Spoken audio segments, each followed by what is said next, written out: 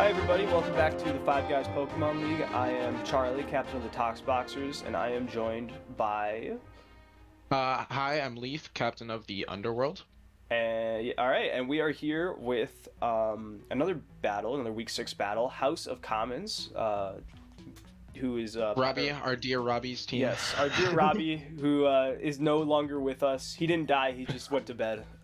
Yeah, very sad. And Jason, captain of the Trash of Primary Hands. Another great name. I don't really know what it means, but... I don't either, but I do really like it. I also like that the anagram for that name is Toph. Yes. Very notable character from Avatar. Yeah, Love, I haven't seen that show, or I haven't seen it all the way through. What? Yeah. Alright. I've been meaning to watch it, but... So me and Charlie, in other news, are no longer friends. Oh, okay, cool. Okay. Thank you all for watching, if you... Yeah. But yeah, anyway, in this Battle 1, I think probably the biggest thing that I'm looking at is, what does Jason do against this Quagsire? You know? Like, outside of a potential Grass Knot on Infernape, or an HP Grass, you know, across somewhere on his team, you know, on one of these things, I don't know what he does against this Infernape, because or not Infernape, sorry, against this Quagsire. The Quagsire, yeah. And I think the Quagsire's absolutely massive. I mean, Unaware stops any setup sweepers that, I mean, maybe like a nasty plot Infernape.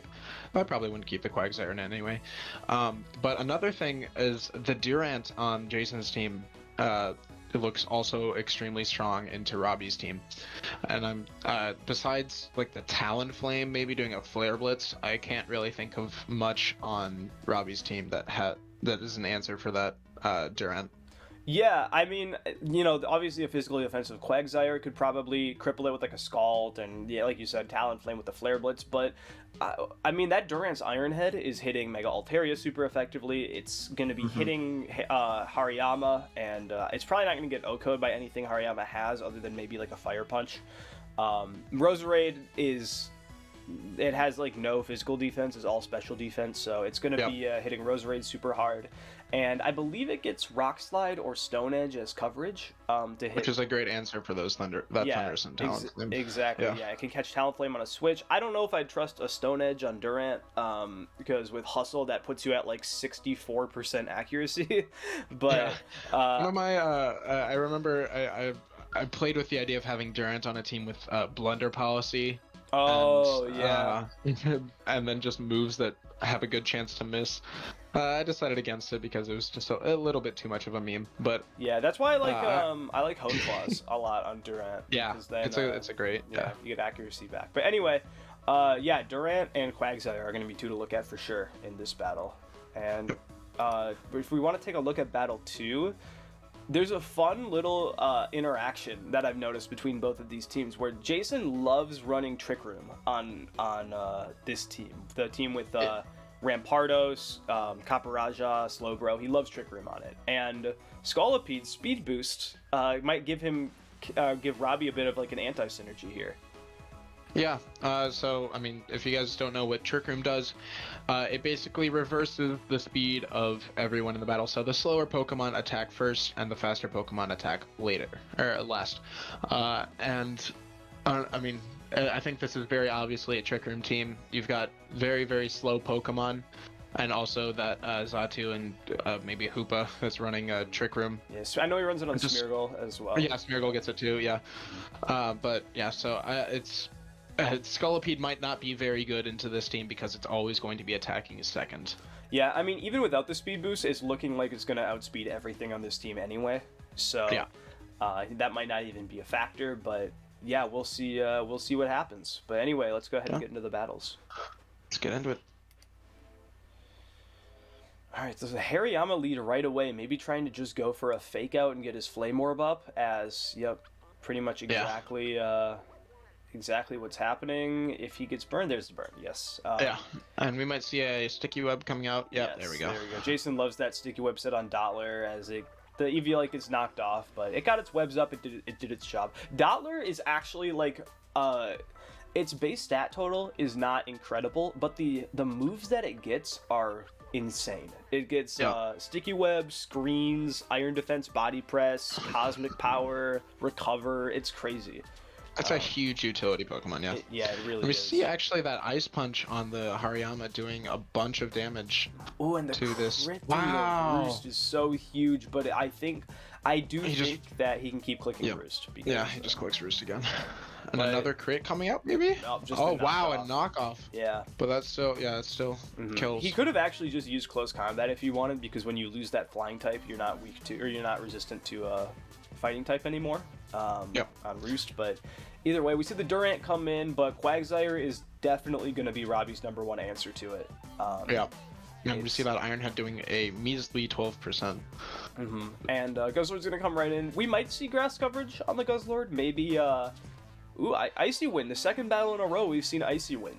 Yeah. On, or a second video in a row, I suppose. It was Z-Power coming out. Devastating Drake. That looks like a Z-Draco Meteor, and he's able Wow. to take out the Quagsire immediately. And he gets a beast boost from that, which makes him gonna hit even harder. But he's Yeah. probably gonna have to switch out against I this don't think I'm Altera. Yeah. mistaken, yeah. So if we see maybe a specially defensive Banette, which is how I like to run Mega Banette, we could... Oh! You know what? For a second, I forgot Mega Altaria was a physical attacker. As he disables the... Oh, wait. Okay, maybe I was right. I don't know. That's an interesting set for Robbie to have a specially attacking... Or, Well, Flamethrower makes sense as a Durant, anti-Durant move. yeah. As Earthquake, And then there's an Earthquake, okay. Yeah. So between Return, Earthquake, and Flamethrower, I actually don't think Jason. Oh, it's Scarfed. Wow. Wow. So it doesn't quite do enough though. Yeah. And Altaria is going to be able to take it down. And with just Return, he should be able to get the win here. Although there's Jason's classic Destiny Bond. So, yeah. Taking down that sweep from Robbie. But it's just the damage is Guzzlord, pretty much done. Yeah, with just the Guzzlord left.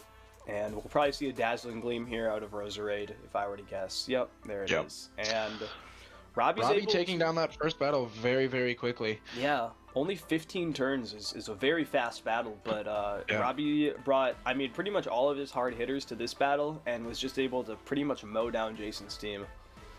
Yep. So No, we didn't even see the Thundurus join in on the action. yeah, not at all. And that would have actually had a really nice matchup here with the set. Yeah, not even the Talonflame either. Like, yeah. Yeah. But yeah, congrats to Robbie, and let's go ahead and move on to Battle 2. Alrighty. So after a great showing from Robbie in that first battle, we'll see how he does against this Trick Room team that Jason has. The body press coming out first. So Almost one-shotting that Smeagol. It hits the body press immediately, which is, I would have expected like a Stealth Rocks or something. Yeah. But it's honestly a great way to just not chip down, but like pretty much almost entirely kill the Smeargle and not let Jason, use all the stuff that Smeargle can do, right? But Yeah. now we see a Will-O-Wisp out of the Spiritomb, which is one of Robbie's all-time favorites in this league. Robbie loves drafting Spiritomb. He's always done really well with it. And this, I had it last season, but yeah, I think he's had it almost every other season. right. That... Well, it's been good on everybody's team that draft. It was good Yeah. on your team. It was good. Yeah, it's been good on everybody's team who's drafted it. But he really likes that protect pressure set. Just PP stall your opponents. Get through those like 5 PP moves. I guess 8. But base 5. Yeah.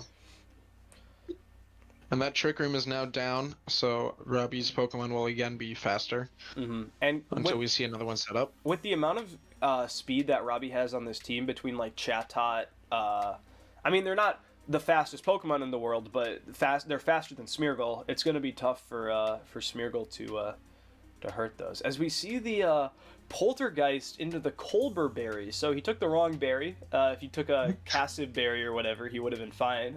Yep. But big amounts of damage. yeah, To that Slowbro. especially to a physical tank like Slowbro is. 54 is a though lot. Slowbro gets Regenerator, am I right? It Or am I does, wrong yes. about that? Yeah, Yep. yeah. So that most of that damage is going to be healed by Regenerator, which is a fantastic ability with a Pokemon that has like Teleport and Protect and just ways to survive. Just a bulky Pokemon in general, yeah. It gets Slack off And too, we so it gets even more healing. We see a sub from the Rampardos. That's interesting. It's funny though because he's kind of just waiting out the trick room. Yeah. But the rock slide's still gonna Wow. Oko. Yeah, Chatot has bad Unsurprised, defense. yeah. Not good defense. So even through the burn, the rock slide's gonna Oko. And Robbie is probably going to go for a sound-based attack that would, correct me if I'm wrong, go through the substitute. Yeah, that's what I Yeah. would have assumed he was gonna do, is go for a boom burst or a chatter. Probably a boom burst, because Rampardos is not very bulky. I would assume it would have KO'd there, but now Chatot goes down. He doesn't have that option anymore. But Rampardos is pretty low and not very fast, so Yeah. We might see another trick room coming up from this slow bro.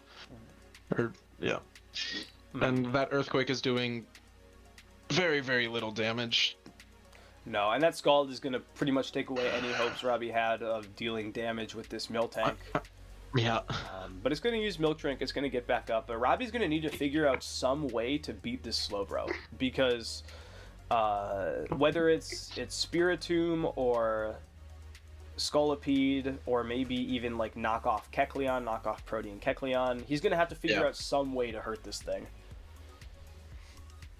Right now, it's seemingly very, very dominant. I mean, this Miltank is surviving by using Milk Drink, but it's doing almost 0 damage to this Slowbro. Yeah, I mean, it really can't touch the Slowbro. I don't really know what he's doing right now. Maybe he's just trying to get... Maybe he's trying to run down the PP on Scald or just get through Trick Room. But if his goal was to try to get through Trick Room... he would have probably switched out on that last turn just because, you know, then your opponent has to waste another turn rather than being able to put it up right away. But burning Spiritomb is so brutal there for Robbie because now that is very big. One of his damage dealers that he had before all of a sudden can't really touch Slowbro anymore. It does what, like 25% maximum? Mm-hmm. Yeah, 28. You see that Poltergeist come out doing a lot less than it did last time. And Robbie's did it crit last time? Well, it was he wasn't burned last time. Oh, that's right. Yeah. And here's Scolipede, so I'm assuming we're gonna see a Mega Horn or an X Scissor. There's the X Scissor. And there's that speed boost, but it should outspeed everything on this team anyway. So it's gonna go for a sword stance. But it's into the burn to Caparaja, so Caparaja is not going to really be outputting very much damage right now. Yeah, and we might see an earthquake if... Yep, there we go. Yeah, and now all of a sudden... goes down. All of a sudden, the Scolipede's looking really dangerous. Yeah. If he can KO this Xatu here... Oh, it's Sash! The Bird Wizard, wow. And there's the Trick Room. Getting so now, that Trick Room. Now the Scolipede's not as scary anymore. Because it's pretty much going to be going last guaranteed to the point where he switches out. Now, I don't know if I would have switched out with Scolipede there, but now the Hoopa comes in, and it eats... got Don Cheadle in the building. eats room service, but it's still not slower than Kecleon. Wow. And then we see that knockoff come out in one shot. Don Cheadle, rest in peace. I don't think and maybe a burn. Wow. Oh, the guy dodged. Burns from this... Yeah. The burn from the Scald is actually very, very big, and that Colbur Berry makes that knockoff do 12%, which is, I don't know, and we only see 17% without it. Yeah, so the Colbur Berry is very nice for Jason here because rather than taking that initial like massive hit with knockoff, you kind of limit the amount of damage it can do, and then because you've eaten the berry, knockoff doesn't do that much damage going forward. Yep. And even with the Protean, it's still only like a 90 base power move or something like that. So and a burn on top of that from the Scald, yeah, it's going to not do much into this giant wall of a Slowbro. And now I'm curious on how Robbie can deal with that. Yeah. Now, if I'm Robbie, I probably would have just sent Scolipede straight out. And there's a Thunder Punch out of Metagross. You see that teleport that's going to heal that back up. Yep. So I think Robbie's pretty content to just keep clicking Thunder Punch right here. Yep. In fact, I'm going to speed it up because I do know what happens at this point in the battle, and I don't really want to subject everybody to having to see this over and over again. But basically what happens is Robbie uses the move Thunder Punch 24 turns in a row. And he doesn't stop. There's not a single time within the next 24 turns that he does not click the move Thunder Punch. It almost kills Slowbro there, actually. Yeah, on a lucky crit, but and then we see everything else. Yeah. On Jason's team die, and we finally get that Metagross killed. Yeah. So I'll go ahead and throw it back at regular speed now. Because as we see a Miltank versus Slowbro match-off. Yeah, I don't normally do this, but I do want to check the Metagross. Okay, so it used it 20 times in a row, is what it is. Okay, yeah. But yeah, so now we have kind of a 1v1 matchup here. We sort of sped through it because of the Thunder Punches, but there were a couple questionable switches there. Like Jason kind of sacked. Well, Rampardos was burned. It probably wasn't going to be doing very much damage anyway, but he kind of sacked Xatu there. I don't really know if Xatu didn't have an attack on it or something, but I'm going to go ahead and throw this into fast again because it is kind of an interesting situation here. Because it seems that Robbie has 11 milk drinks remaining, and Jason has 5 scalds remaining, but he also has burn damage and slack offs. And only one slack off left, I think is what I saw. Oh, he only has 1 slack off left? Let's see. Yeah. You're right, he does. Now what? Yeah. Now Robbie has 12 body presses and 8 earthquakes, but both of those damage is going to be halved by burn. So.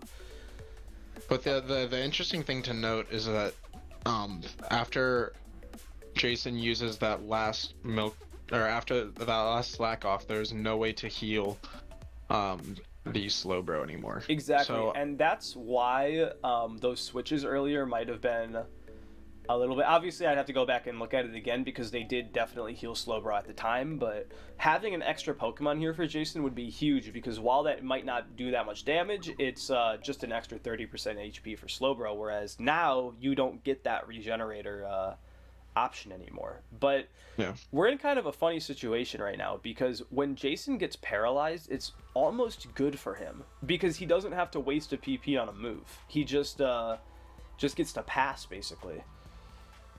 And there's that last slack off. So and now it's just a sort of long, painful battle of dealing chip damage to the Slowbro while he heals forever and can't really take that much damage. Yeah, so let's take a look again. Robbie has 7 body presses left, but he also has a fourth move that he hasn't used yet. So we'll see what that last move is.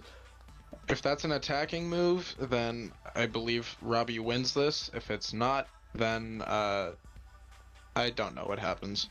Yeah, I wonder. So it's just a solve infinitely until the void takes everyone in this battle. Because it could be something like Heal Bell too. Well, if it was Heal Bell, he'd probably use it by now. But it could be like Stealth Rocks even too, which we'll see what it ends up being. Because at this point, he doesn't really have a reason to use Milk Drink, so it's Ice Punch. Interesting. So we do have an attacking move. But it's only doing about 2%, so with the amount of PP that he has, there's a chance he might not even be able to kill with a full 24 Ice Punches. I'm curious, how much PP does the Slowbro have left? Because we might be getting to the point very soon where we are struggling. So it looks like Slowbro has about 20 turns worth of moves left, whereas Miltank has about 25. So it looks... I'm going to throw it into Hyperfast because considering that neither of them are dealing damage to each other, it looks like Jason's just going to run out of moves before Robbie does. Yep. And even with Paralysis luck, as soon as Jason drops under 25%, he clicks Struggle once and he dies. So. Yep. And we passed turn 100 in the battle. Yeah. Congratulations. So I think this might be I remember last time I commentated a Jason battle, I did warn you all that his battles take a really long time. So I wasn't lying, basically, is what I'm trying to say right now. But there's Compared to the 15 turn first battle, the 115 turn second battle is. Oh, and Robbie has actually run out of attacking moves now, he has so run we're out just of ice waiting on punches. that last struggle. Yes, but the thing is though, there's the last Scald out of Slowbro, but I think the first struggle that Robbie clicks is gonna KO this Slowbro here, and there Yep. it is. So very rarely do you see a battle won by a player using struggle, but there you go. So the two battles were a combined 133 turns, and the first battle was 15 turns. So this second battle was one of the longer ones we've seen. But I mean, great job to both players for sticking in it, and it was an exciting battle. A little long. But, It was. Yeah. It was very well played on both sides. I don't think there were many mistakes, except maybe those switch-ins from Jason. I'm kind of curious, based on how those last, 50 turns in the battle went, if those switches had a bigger impact on... Because, we see this last turn being won by a struggle attack, dealing damage, and if the Slowbro had lasted 2 more turns, Robbie would have lost. Yeah, if the Slowbro would have had, an extra 30% HP off of a regenerator, but we kind of sped through it, so I wasn't really able to see whether or not those switches mattered. But there's always the case to be made that you would rather have one of those Pokemon go down than take 40% from a Thunder Punch from Metagross. So a lot of punches were done this battle. Lots of punches. Ice punches. If you've gotten this far in the battle, comment punch, I guess. Punch. Comment he punch. Punch. I guess she punched because the Miltank was a girl, but yeah. Anyway, soy punch. Yeah, soy punch. There you go. Anyway, thank you all for watching. If you enjoyed these 2 very different battles, make sure you leave a like, comment soy punch, and subscribe. But yeah, thank you for watching, and we'll see you in the next battle. Thanks, everyone.